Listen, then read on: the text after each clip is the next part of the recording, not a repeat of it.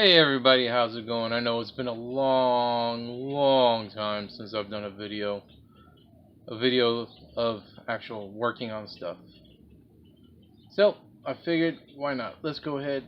Since a lot of y'all in lockdown, I'm still working. Unfortunately, well, fortunately, unfortunately, however you want to take it. Let's take a look back. Old school Galvion Atomic Chaser. Now, I got this kit for like $1. Oh, I want to say about 5 years ago. Haven't opened it. Original kit. This is not a reissue. Still sealed. Got it for $1 on eBay. I actually got quite a few of the Galvion kits, and I'm going to be perfectly honest with you.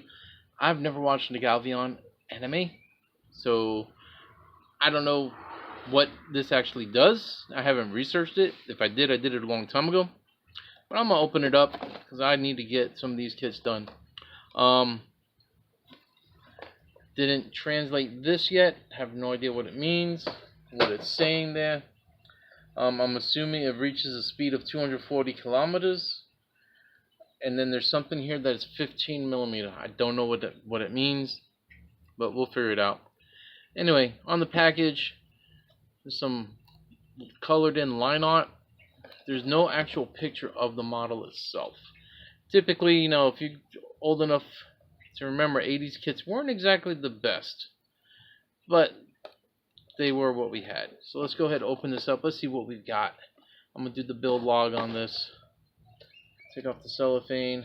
Hell, it even still has the original sticker here, 7006. I think that was probably maybe a unit number. It's number 7006 of however many was made. So yeah, let's go ahead and open this up. Ancient kit. And I do have the brush chaser, but I'm going to build that later. Alright, so still in the cellophane. Original decals are there. Looks like there might even be poly caps of some sort. All this is in red. The whole kit is red, so I'm going to have to do a major repaint. Let's go ahead and take a look. Atomic Chaser. That's what it's supposed to look like. That's what the model kit looks in the back. So yeah, it's a brick. Again, don't know what any of this here means.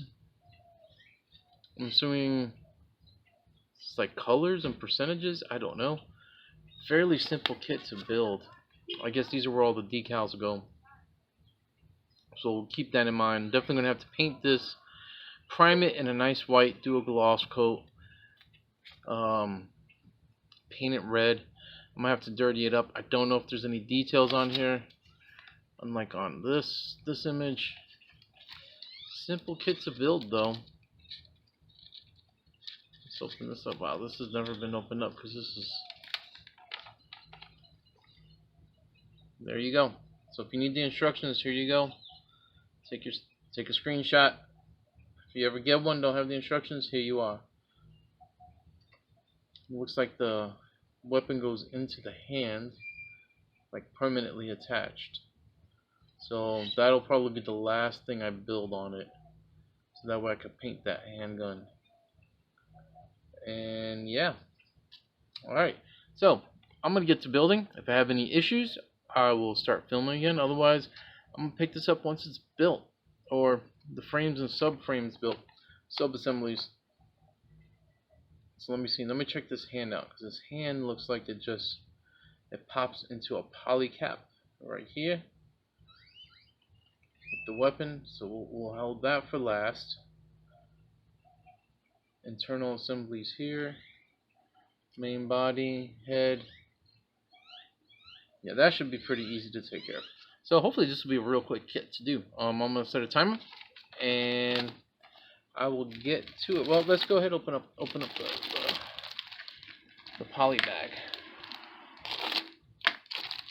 So this is an unboxed build video. Again, this looks like it's going to be a super easy kit. There's only 4 frames, and most of it's pretty chunky.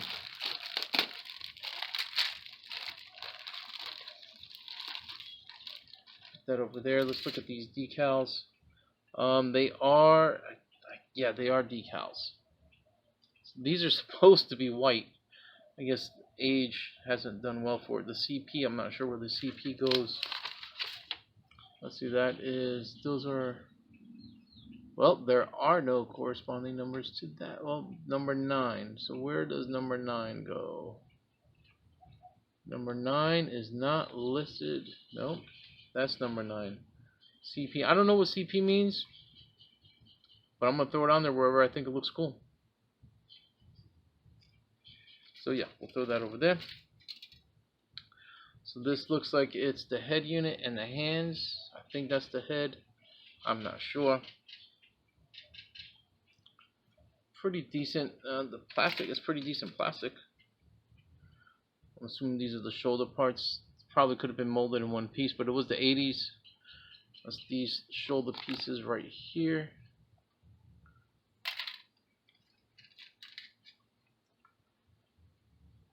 The gun obviously is gonna, yeah, it's definitely gonna have to be repainted because everything's in red. Legs, main body, not a lot of detail on it. So yeah, I'm gonna have some fun doing that. Prime white, tape off, everything else. Okay, it's an 80's kit. It was $1.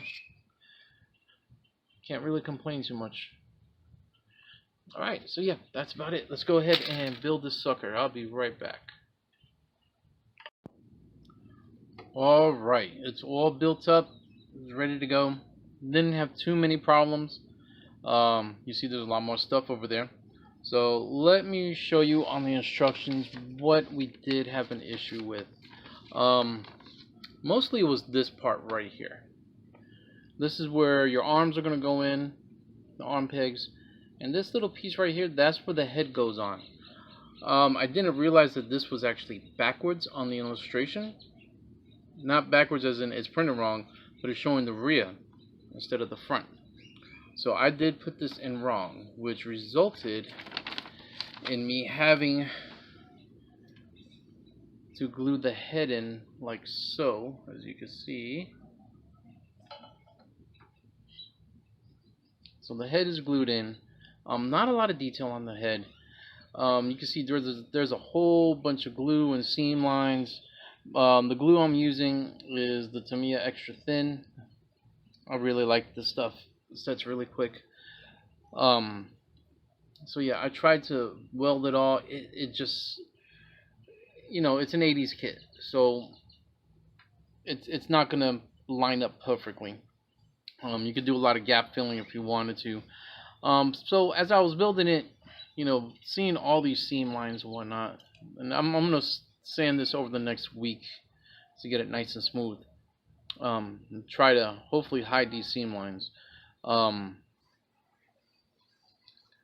yeah, I totally lost my train of thought. Anyway, let's talk about articulation. So that's about all you have with the arm, up and down like that. You can possibly go a little bit higher, but that's it. That's all you got. Rotates there. No rotation here at the elbow. Legs, that's about it. And these are just pegs. They just pegged right in. Knee joint, that's all you got right there. That is it. So you can't get a really good dynamic pose on it. Feet, this is all you can do with the feet. There's no left, no right, no nothing. So yeah, that's about it. That's all you got. There's no waist movement, obviously. So yeah, that's about all you're gonna get. Get the legs spread. You can't do much. Do the arms like so. Alright, so the only piece I have left was the gun hand. Typical 80's big round beefy hand. You know, I assembled the other one, the left hand.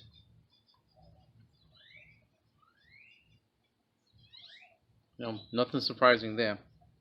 And then you're left with a whole bunch of these little poly caps, which is pretty much typical of a lot of these 80's kits.